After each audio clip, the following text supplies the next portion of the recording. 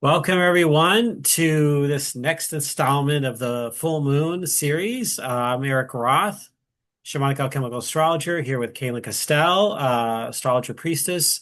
And we're here to talk about this next super full moon in Gemini, the December out of bounds Gemini trickster crazy wisdom super full moon.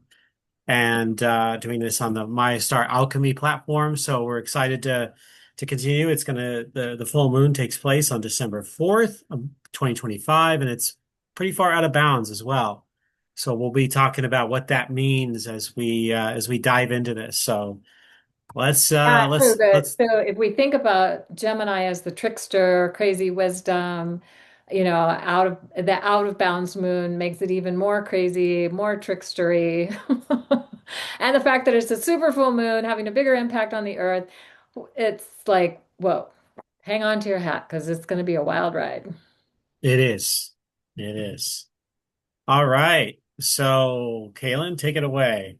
All right, so just to kind of get a little bit of insight into what in the heck is crazy wisdom and also the trickster energy, because this full moon is really amped up in connection to these energies. And interestingly, I heard a podcast some months ago of somebody talking about trickster and saying how because in our culture we don't honor the trickster, um, we have the trickster showing up in ways that are really uncomfortable.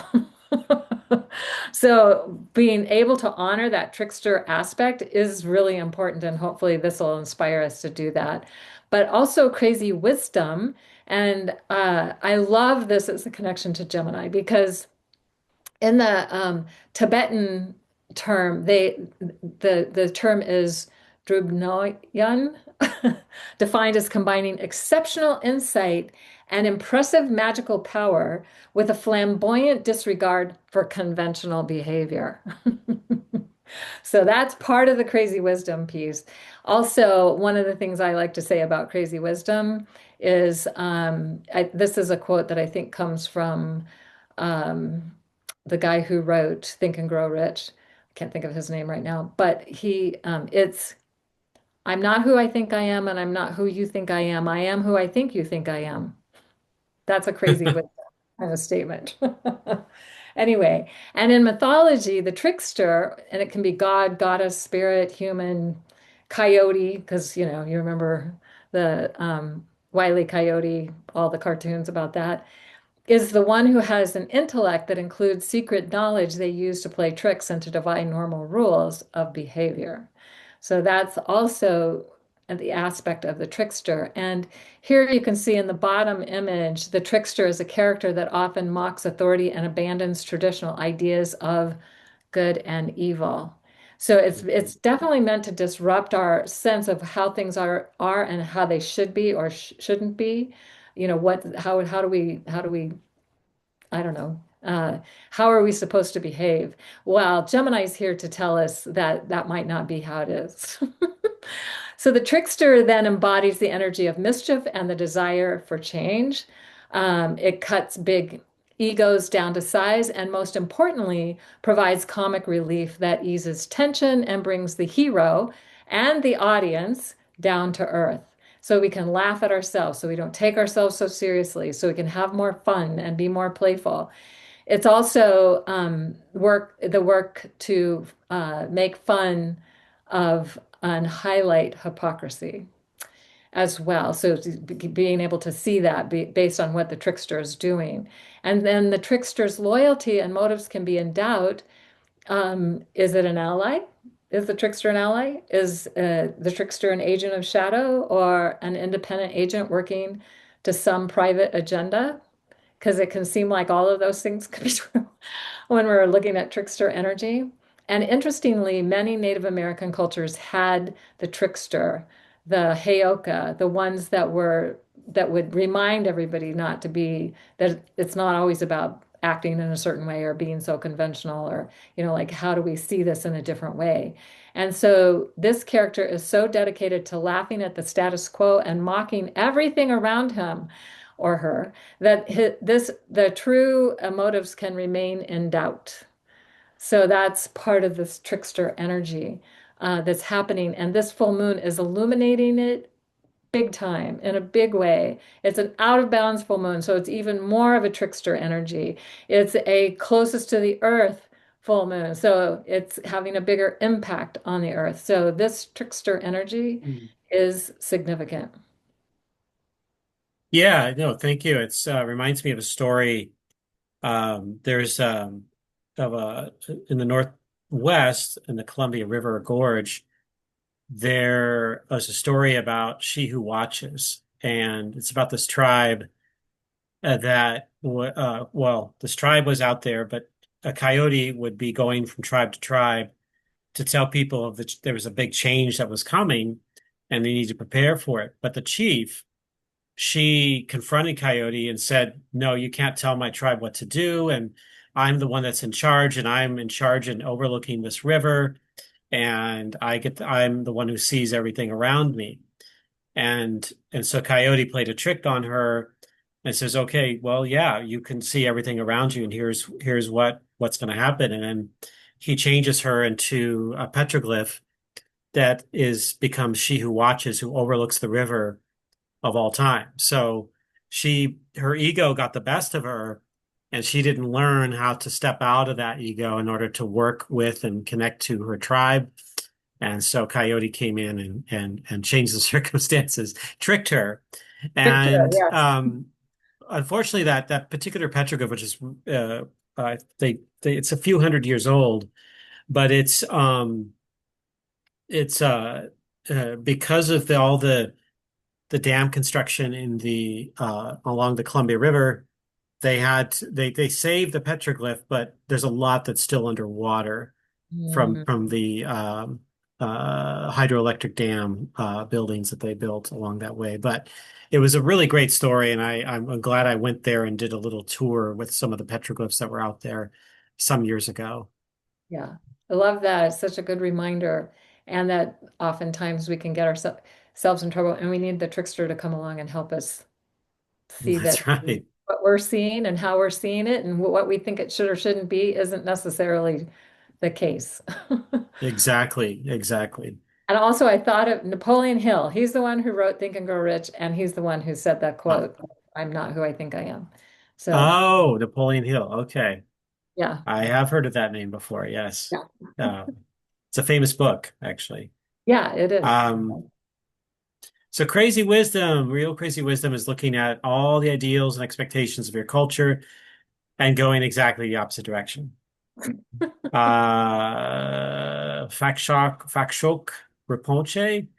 Um, Rinpoche? I could be butchering that pronunciation, but that's okay.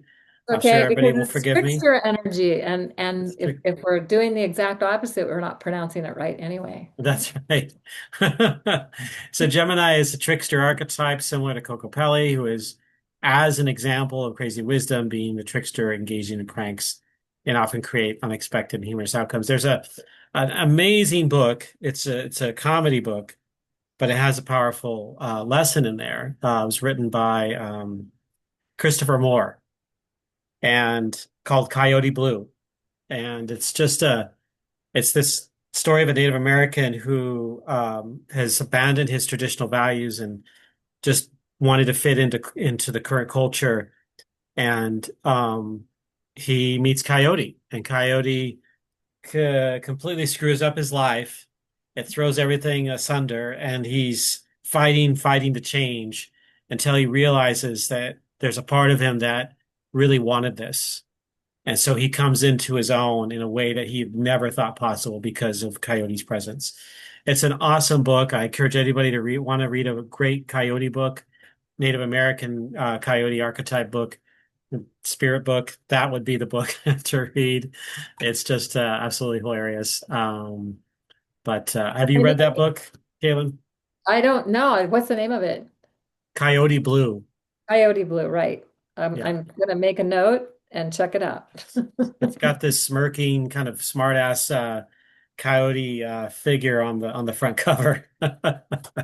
That's it's one of my favorite funny books out there that I've read. Yep. Coyote is definitely a trickster. Yeah. Yeah.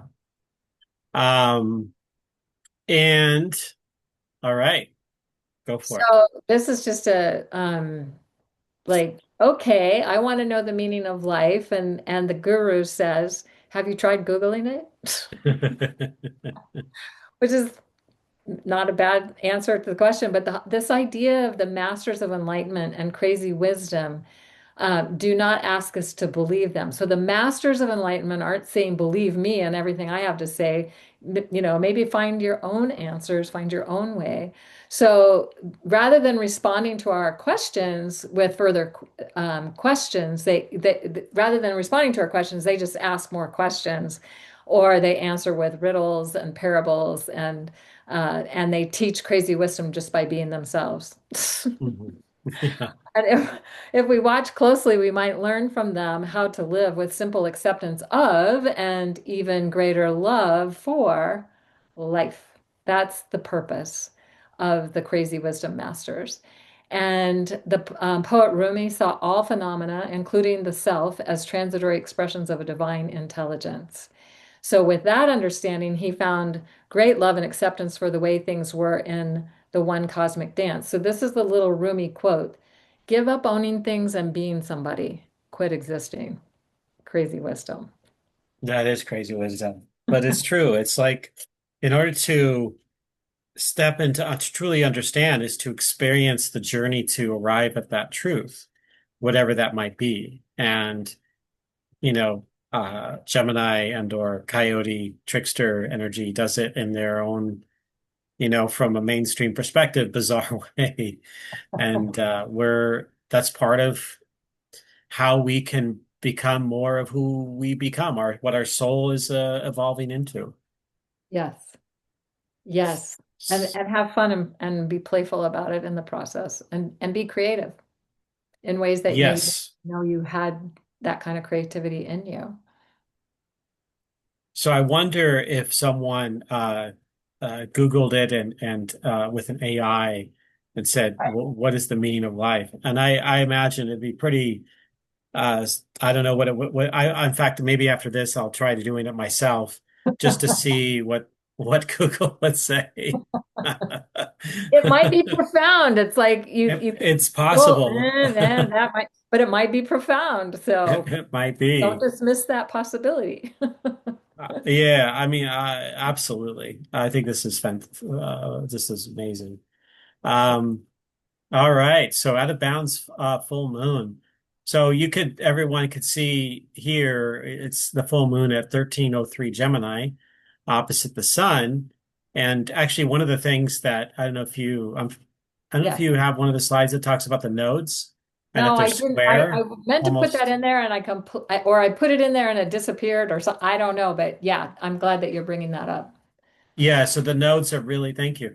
The nodes are really like within a degree, about a roughly half a degree from exact, 40 minutes or so from exact. And so that's the midpoint of the nodes. And there's some people that talk about the nodes, and the midpoint of that is like the turn, like it's about to make a turn toward, and the moon is heading toward the south node.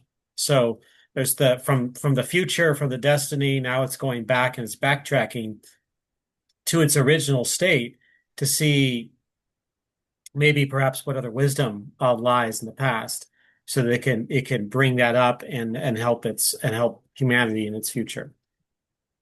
I love that's so beautiful. And that this so you can see here in the thing where the furthest out, actually on December 6th, early in the day, it's going to be at 28:15. That's the furthest out.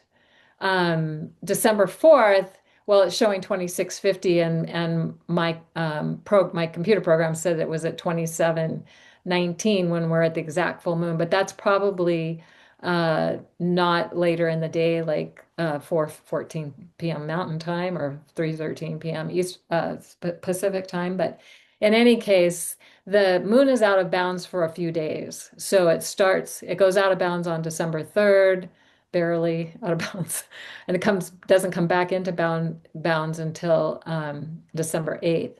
So, but with the full moon being out of bounds, meaning that the moon is beyond where the sun can rise and set, it's outside those boundaries. And so, yeah, it's way off the ecliptic. Hmm. So it's adding this wild card factor to this trickster energy already that we've been talking about, and it's amping that up. And um, where we can imagine that for several days around this full moon, we're going to be feeling that energy of the moon being outside the boundaries of the sun. It's also within 3 degrees of Aldebaran. We're going to talk about more about in a moment. And the galactic edge, interesting, is at 27 Gemini. And so the moon will be passing that part a few hours after the exact full moon.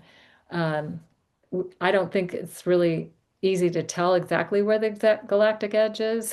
It's the opposite. It's right at the feet of the Yeah, twins.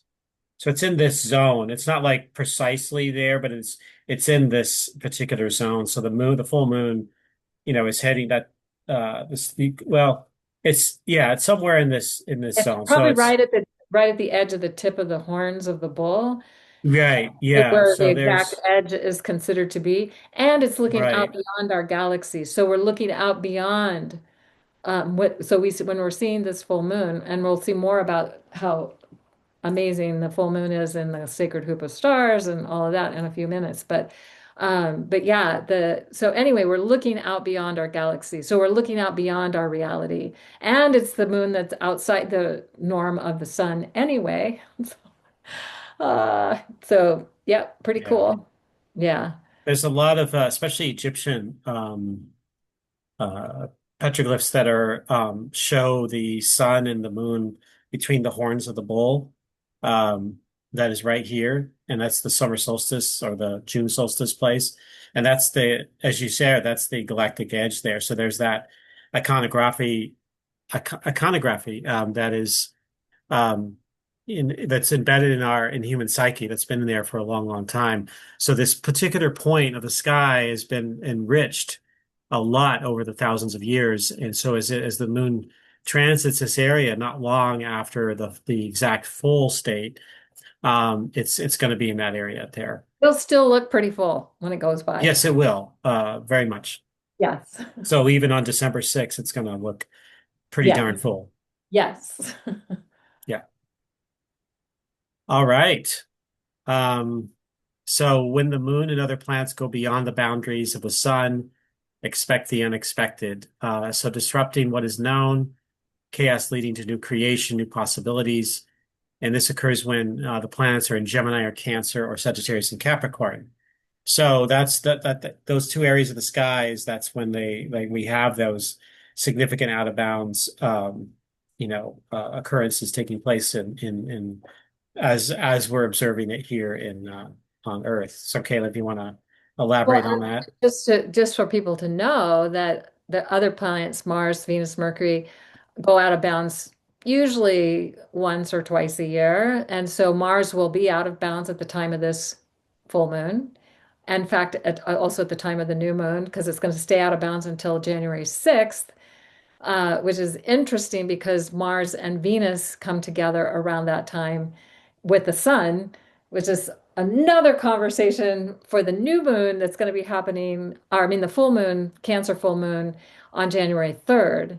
So it'll still be featuring that out of bounds Mars. And then Venus is going out of bounds from December 2nd to January 3rd. And Mercury December 28th to January 14th is out of bounds. So that's adding to this wild card energy. And then, of course, we have 3 out of bounds moons in a row. One's the Gemini full moon coming up on December 4th. Then there's the new moon on December 19th. And then there's the full moon, Cancer full moon on January 3rd. And so if it's just like, okay, we're starting out we're ending this year and starting out this next year with this wild card factor, with this unexpected energy, perhaps chaotic energy. new possibilities that create new possibilities for us as we're moving into a new calendar year as well. And of course, the new moon is going to be just 3 days before the December solstice on December 21st. So it's all feels very interwoven into like creating some sort of cosmic magic that's helping us to maybe see things and experience things in a new and different way, starting with this Gemini full moon. Yeah. Yeah, it's amazing. It's going to be a really close new moon too. Obviously, we can't see the new moon, but it's Right. uh, you know, it's something to watch out for because there's definitely been a lot of tectonic activity in Yeah. recent months with these full and new moons. So I'm not predicting any earthquakes or anything, but just be, there. I've also been seeing when storms have been coming in the Northwest during these new and full moons, there have been king tides that have come in and have been really, really powerful. And the wave action, that's just like lots of energy interacting with the Earth and the sun here, with the moon being so close to the Earth. Yes. So it's So that creates a bigger impact on the Earth because the moon is yeah, close, and we'll be talking about that in a moment too. But also all the solar flares and comets and Three-Eye Atlas, not a comet, not a comet, not behaving like a comet, coming yeah. by in Depends on who December. you talk to. Yeah, that's right. A lot of Exactly. astronomers are disagreeing with each other, and I know. Yeah, it's like yeah, I've seen some very credible astronomers on either side of the conversation. It's like, okay, now I'm really confused. But the point is that it's also a trickster, wild card factor that's happening because people can't even agree on what it is or isn't. So, and that's it could happening. be all the Oh, above. yeah, and it's coming closest to the Earth at the new moon on December 19th. So adding to the wildness of this time. Yeah, so cool. Yes. Yeah. Yeah, absolutely. So Yeah, so wild experiences coming our way.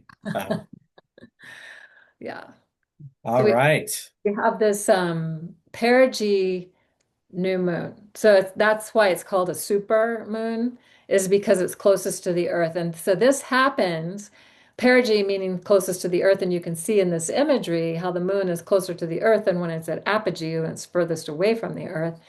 And so new moons or full moons at perigee have a bigger impact. So sometimes perigee doesn't happen near a new moon or a full moon. Sometimes they happen at, closer to some other phase of the moon. But when it's within 90% of its closest approach to the Earth at the full moon, it's definitely super moon. It's going to look bigger than when it's rising. It's going to have it be brighter. And this is what has the effect that Erik was speaking to earlier about the tectonic plates, the weather patterns, the tides, the energy. So whatever energy we're already experiencing on Earth is getting amplified at this full moon. Just saying. We had the first perigee super full moon October 7th. The next one, then the closest one was November 5th. The second closest one is December 4th. And then the next one that's going to be a little further away is January 3rd at that new moon, I mean full moon.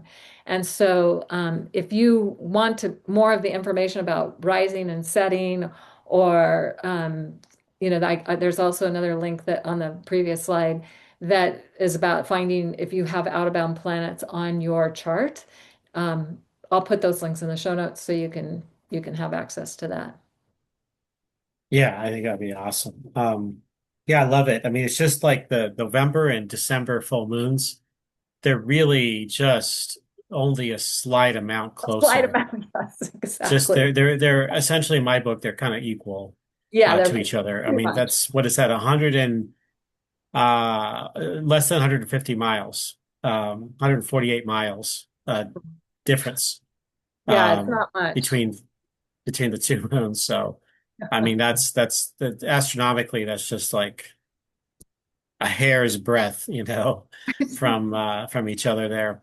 But yeah, this is amazing because it does. I mean, you go out under the full moon when especially if you go out and see various full moons, And then you go out when it's a super full moon, you notice how much brighter it can be. Especially if you're You seeing definitely it notice rise that. at the time of rising. Yeah. So, because when it's coming up over the horizon is when it's going to look the biggest anyway. But if it's a super moon or a perigee moon, it's going to look even bigger. It's like, how did the moon get so big? It's like often how it feels when you see that.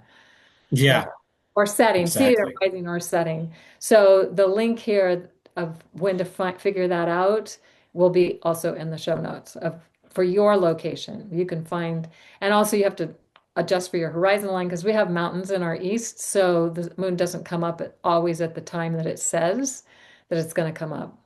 Um, Right. Usually it's 20 to 30 minutes later, depending on where it is on the mountain. Exactly. Yeah. Yeah. All right. So you got the rabbit there on the moon. And yeah, so this is just sort of a if you could see, in your local time, you could see would check when it's rising, but you could see the moon, the full moon here rising around at 5:45 p.m. Your That's your time. That's my time. Uh But it might yeah, be yeah. around that time for a lot of people. It just depends if Yeah, that's on a flat horizon line. So it might be later for us, but that's what my star program or my Starry Night program gave me. So, yeah. But just to kind of give you a sense of when that is. Yeah. exactly. And I know you're going to be talking about this, but it's in the Sacred Hoop of Stars, which we're going to get into. Um, but there's some really powerful, like this time of year, to see those constellations rise and then have a full moon as part of that is pretty spectacular. Very spectacular. Yeah, definitely worth seeing if you get a chance. Yeah. So, Sabian symbol of the full moon in Gemini. So this is interesting symbolism. Two people at widely different points are in conversation with each other by means of telepathy. So, like interpretation of this kind of relates to both our surface and deeper connection with the source of all. Life is celebrated while we also go about our business. Like it's remembering to enjoy this, not just the physical realm, but the mental realm here in Earth's, like that stimulation that we want to connect with here in the symbolism with this Gemini full moon. And if you think of Gemini and you think of the magician, what are we reading from each other, that kind of thing. Is there something going on that you're picking up thoughts of from others, just from body language, but also just from eye contact, and that's a form of mental communication as well. So it depends on what you're really connected to in all of that with this Gemini full moon that's coming up here. So it's Gemini has a big connection with the element of air and the mind. And so having that whole thing with connected to telepathy, makes sense to me. So it's like it can celebrate communication and different forms of different mediums of communication as well. Yeah, But creative. not lose sight of like the physical realm. Not like it's not time to leave your body, not come back. So that's what I was kind of stressing there a little bit there. But go ahead, Well, Caitlin. just it also the idea of communication and Gemini being the storyteller. And so what are the stories we're telling at this time and how can we creatively tell these stories in a new way that creates the reality we really want to experience? And so I appreciate what you were saying about the coyote story, the blue coyote story. And there's others, many others. There's lots of stories about all these things. And so, how are we going to tell these stories in ways that will help to create? Because it's creative communication. And so, what Yeah. we're voicing is giving is the first step of some creating something, speaking into it.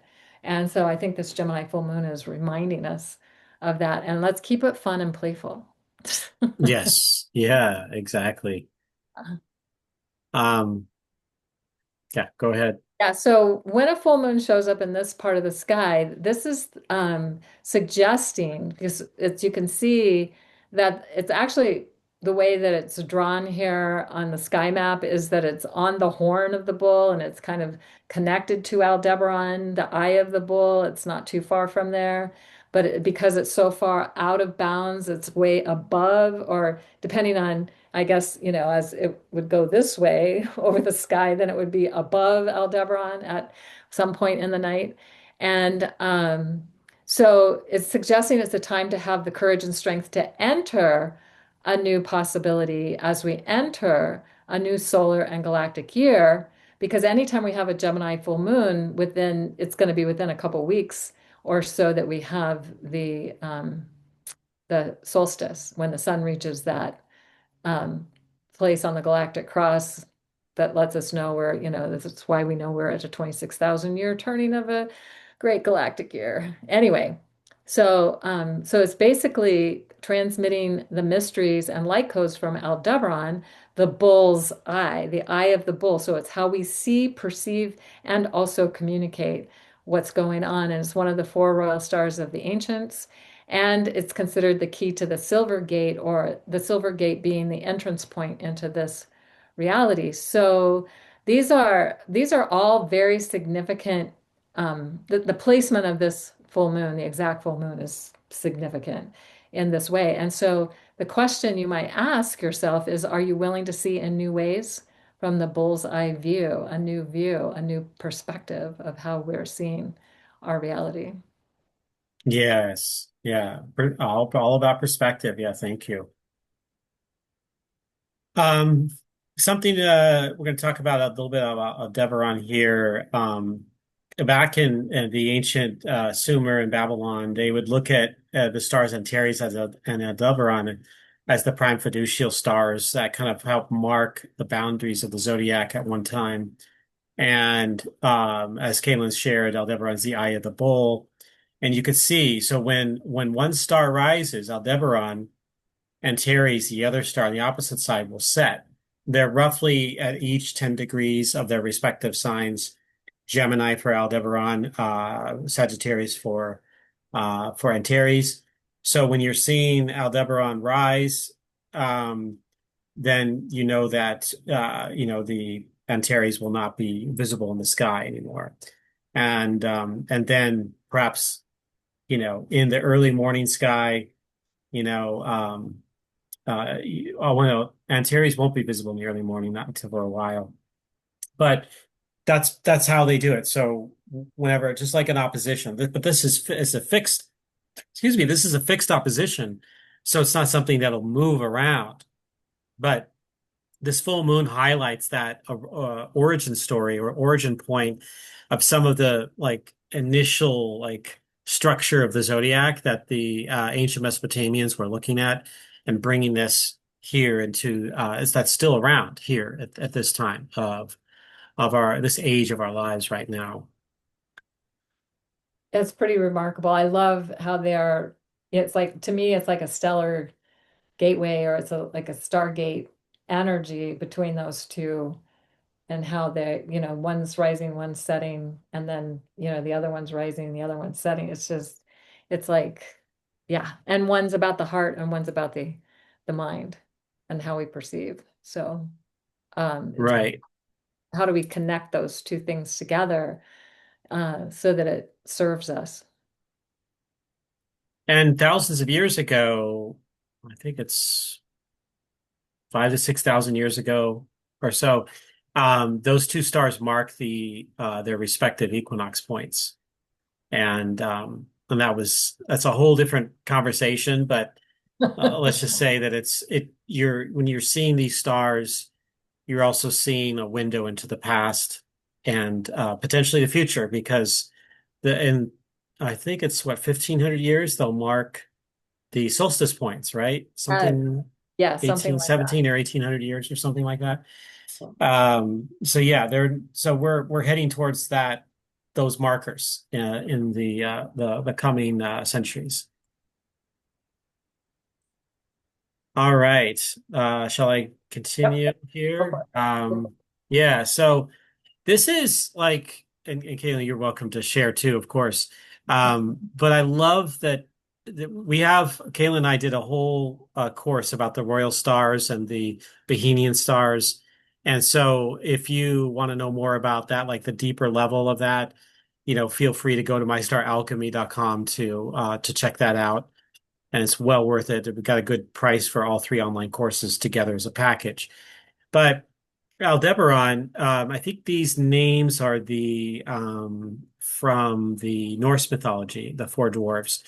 So the Aldebaran currently, well, at one time it represented the Watcher of the East because it was the March equinox, and Antares, the opposite, was Watcher of the West, the autumnal equinox.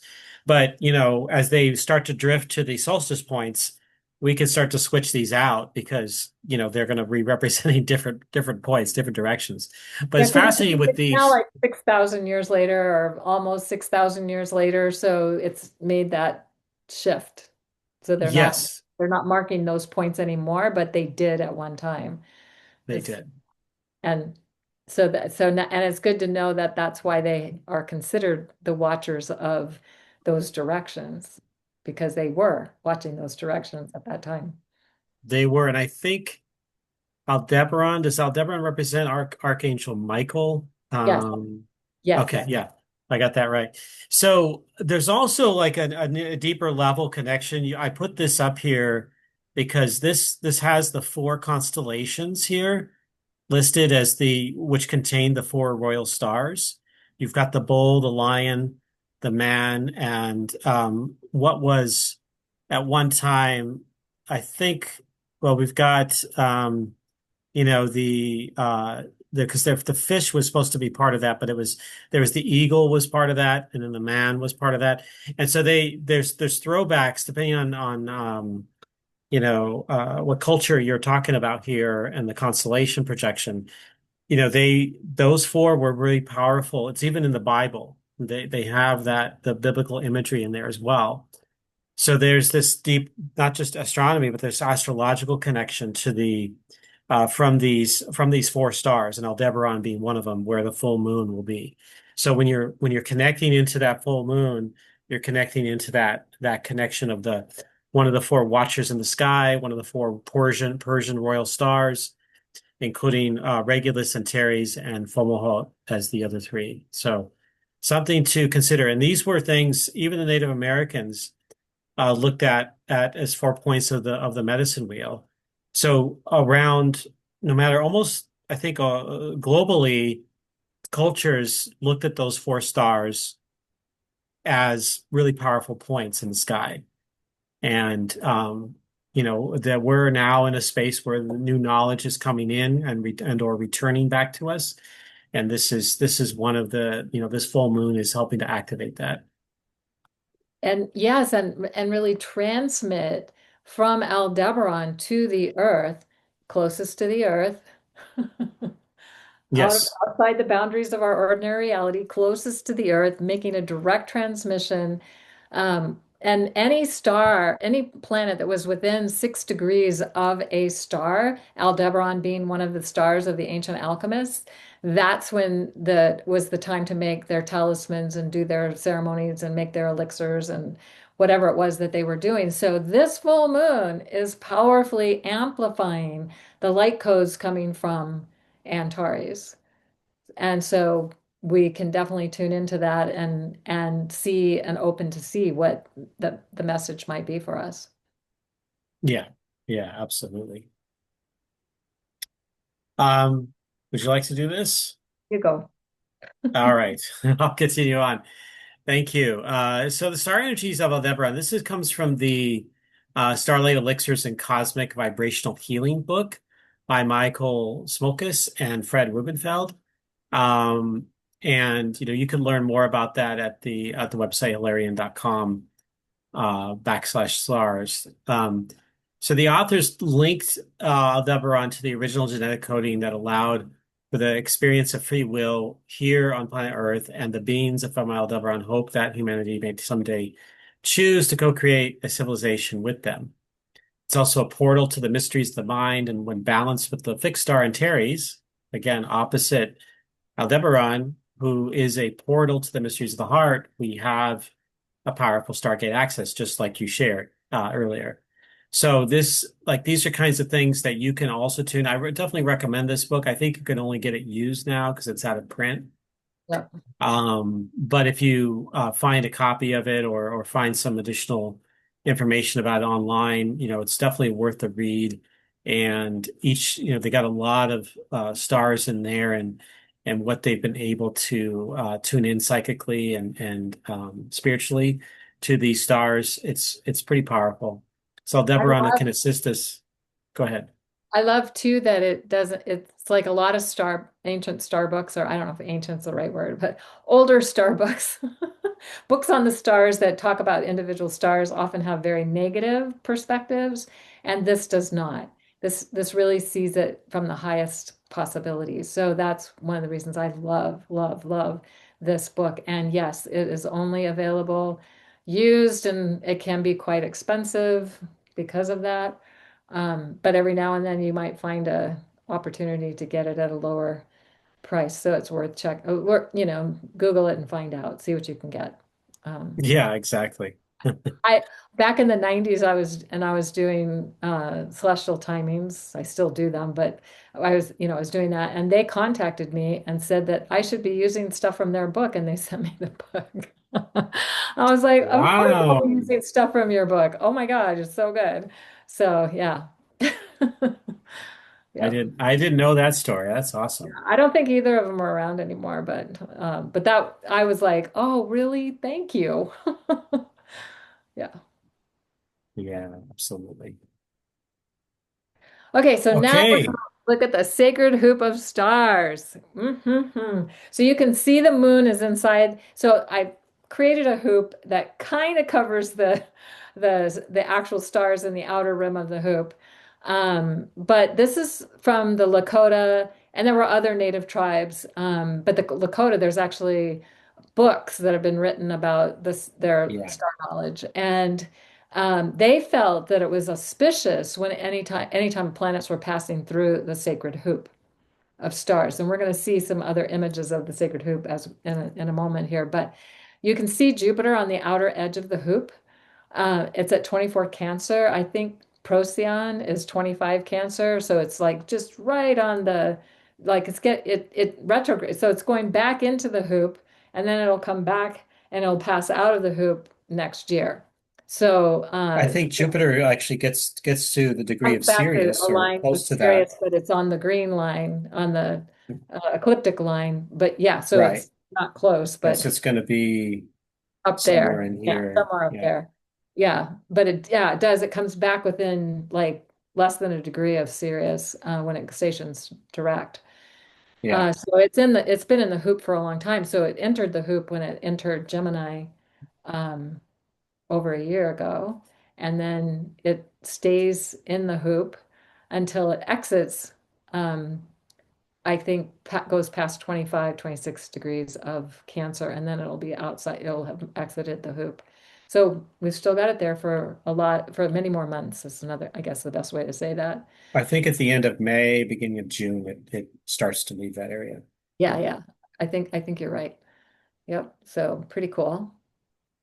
Yeah. I mean, the solstice point is roughly in the center. And you can see the various stars that help the boundary of it. Pleiades is part of it. And oh, there it It is, right there. Uranus is right next to the Pleiades, but I think the Right. red line kind of goes right through it. Yeah. So Yep, there it is. And then there's Capella. That's another beautiful star in the constellation of Auriga. So you can really see like the outline. So if you know where to look and can see that, you can realize like what the sacred hoop, like you could realize the boundaries of it and how powerful of an impact it had and continues to have on humanity. yep. And there's even a Stargate in there somewhere. Oh We've talked yeah, about, yeah. yeah.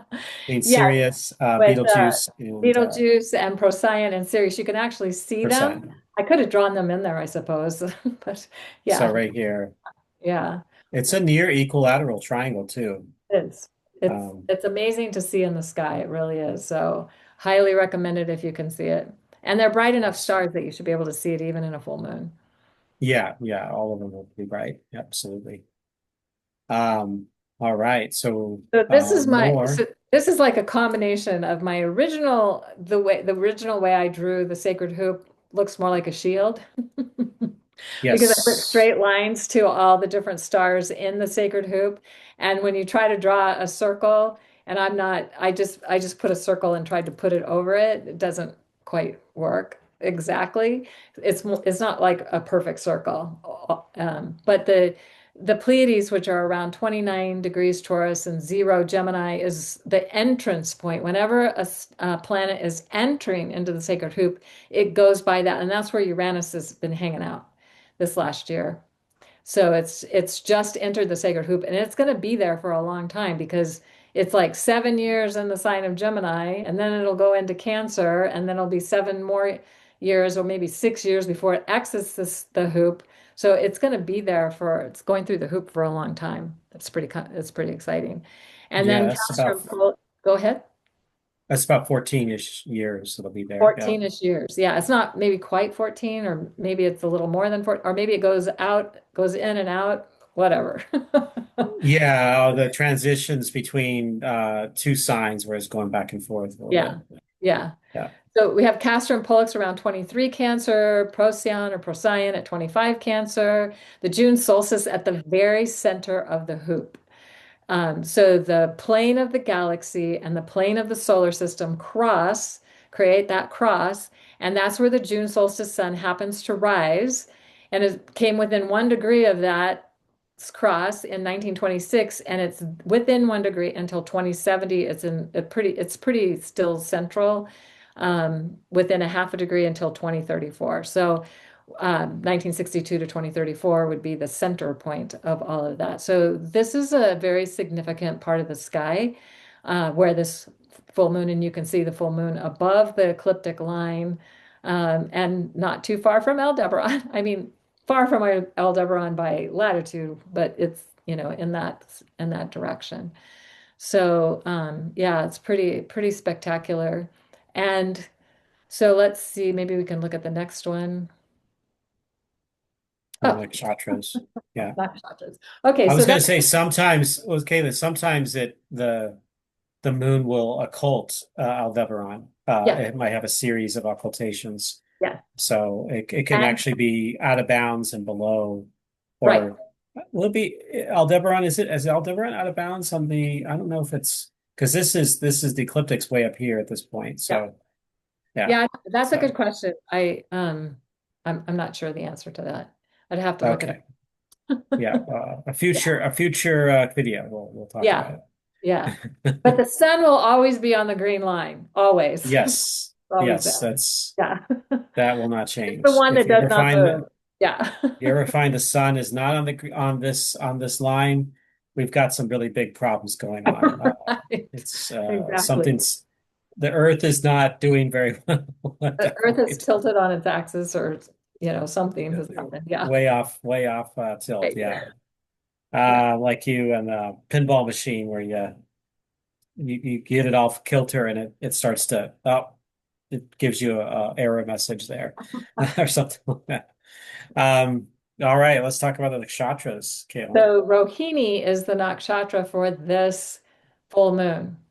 And it's basically tropical degrees. Now, I've heard people give the sidereal degrees, but that doesn't work for me because I know my chart from tropical degrees. So if you have planets, angles, or nodes between 3 degrees of Gemini and 17 degrees of Gemini, three, almost 4 degrees of Gemini, then they are in this nakshatra. Yeah, By tropical terms, yes. yes. So this is a nakshatra that's been seen as being grounded in reality. The symbol, as you can see, is like the flower, like a four-petaled flower. And so it's connected to the number four and the rose, although I think roses have way more petals. But anyway, and Aldebaran and the Hyads are within this nakshatra.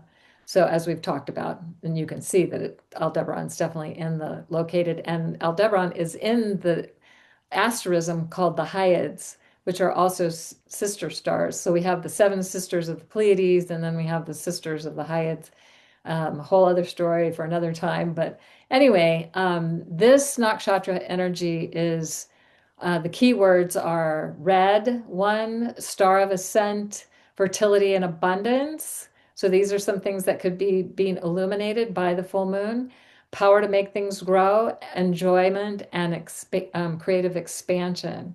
Mhm. So if we want to tune into those energies with this full moon and maybe craft intentions and attention around that would be the thing to do. Yeah, absolutely. Yeah, it's the Hyades is like the face of the bull Yeah, here with Aldebaran marking that one mark in the the wing eye. eye. Yeah. Yeah. Yep. Beautiful. And you All can right. you can see Jupiter Uh on the edge there by the Castor and Pollux. Yeah. Okay. Just wanted to make sure people noted oh that. yeah, yeah, and then Uranus Yeah, and just Uranus, yeah. So about they're like bookending on either side of that sacred hoop of stars, Uranus and Jupiter. Yeah. Pretty yeah, cool. yeah. So next year Uranus will move into that nakshatra Rohini. Yes. Um, yeah. Yes. Yes, it will. Mhm. All right, go for it. Oh. Okay, so Gemini is about cultivating laughter. And, sometimes people just get so serious. So I love to energize the fun playfulness of Gemini. And natural laughter is natural, it's inborn, it's innate, it's something that babies start laughing, actually start smiling when they're a few months old, and then they start laughing. And in the Navajo tradition, we just learned this because we have a grandson who's now, I guess he's a year and 16 months. But this was back in when he was about to turn a year old, and so a Navajo girl was asking us if he had started laughing yet, because in their tradition, when babies laugh, that's when the soul fully enters the body. And they do a big ceremony and Mm. celebration for that. So they often laugh, so they're laughing out loud within the first few months. And I don't know exactly when he started laughing, but he definitely into it. But that's, and smiling is contagious. So, one of the things we can do during this time and any time going forward from this time is to smile often. And I notice that when I smile, when I'm out on my walks and I smile at people, it uplifts my energy. Most people smile back and you can tell it uplifts their energy, but some people are just not having it. But I still find my energy uplifted. So that's the reason to do it. So Yes. you can smile at yourself in the mirror, you can smile at those you know, you can smile, those you encounter and don't know. You can smile for no reason. Because smiling is joyously contagious and often leads to laughter. And laughter helps release the feel-good hormones. There was a I'm trying to think of the guy's name. There was a movie that was done about this, who he cured himself from ALS from by laughing. That was one of the things he did to cure. Wow. Yes, That's amazing. watching funny movies and getting to laugh. And if he could get a good belly laugh, he could sleep without pain. So laughter is so good for us. So we can watch a funny movie or a TV show. We can read or tell a funny story. We can listen to a comedian. We can read funny memes. We can be kind, playful, banter with friends. That's one of the things I love, Eric, that you and I do. We do the fun banter. Yes. So laugh out loud, be like Calvin and Hobbes, and just, Yeah.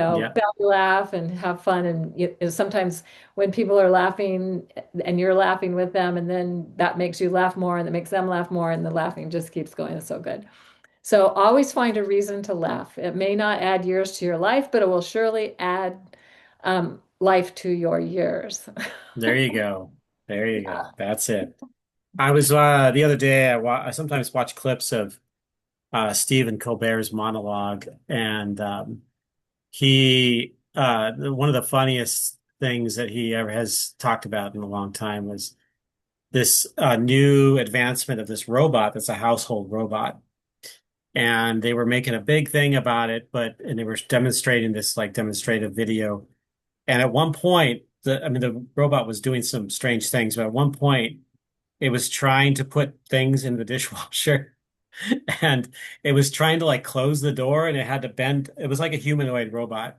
It was bending over and it was trying to take its hand to lift it up and it couldn't really like lift it. And Colbert was just like completely making fun of it and the way he was speaking. And I think I laughed for like 4 or 5 minutes straight.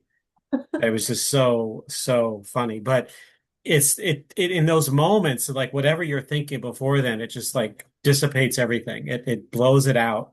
Yes, And it does like really strongly shift the energy and it can be very, very healing too, absolutely. as you talked about. So please, and smile like not just you just a lot of people can smile just for like a without being fully Perfunctory. into the smile. Yeah, being But perfunctory. uh, exactly, and where if you really feel that joy and that laughter, those people will be able to see it in your eyes as well, and how funny that could be. So it's also not just in your mouth, but in the entire face as Yeah. well. Yes. It's And also it releases the feel-good hormones in the body. So that's maybe one of the reasons why when we laugh and we really have a belly laugh, that it just feels so good because it releases those feel-good hormones. So practice this Gemini full moon, and you can start right now. And just give yourself permission to laugh as much as possible. And at least start out with smiling if you can't, if you don't feel like laughing, but smiling will often lead to laughter. So, yeah, yes, yes, yeah. No, it's beautiful. Great yeah, Gemini topic here. yeah. So we're gonna wrap this up by with from quotes from Swami Beyondananda. And I just love that name. I just think it's so good. And I got to see him. Oh my gosh, I must have been in my 30s, my early 30s. He came to Tucson and did a thing, and it was just so fun to see him. So Mm. I've kind of kept track of him through the years, but um, this is very Gemini. He's very Gemini, so Gemini. So he says, the bad news, there's no key to the universe. The good news, it was never locked. Like, okay, so something to keep in mind. And then he said, sense of humor is our seventh sense that helps us make sense of the other six. There you go.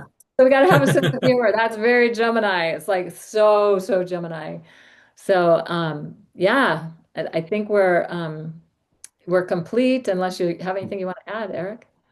No, it's really in some ways getting the cosmic joke, but also as connecting into a wavelength that breaks apart the limitations that are present.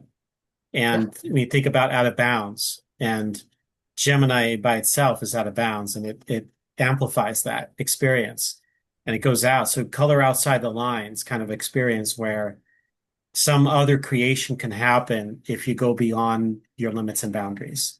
And it could really shift one's perspective in ways you never thought possible. So So this is, true. Yes. Go ahead. yeah, that I was just going to say, this could be a powerful moon in that way. I feel like it too. And I think it's definitely time to commit to something playful and fun. Whatever that is for you. It might be different for different people, but around the time of this full moon, and maybe leading up to it, maybe during it, maybe after it, maybe all of that, maybe none of that. I don't know. But ideally, we want to just find more time to have fun. I think the world is crazy, and the vibration of the planet is being uplifted by all these solar flares and comets and out of bounds planets and full moons and all the things that are going on. And so we want to try to experience the joy that can be connected to that. So, yeah, Yeah, so good. 100%. Yeah. All right. Well, All thank you. right. Check out the show notes for links and that I mentioned, and guess that's it for now. So we'll see you for the next full moon. Yeah, and like and subscribe if you're so inclined, and share it with other people that might find this interesting. So thank you all for being a part of this, and take care.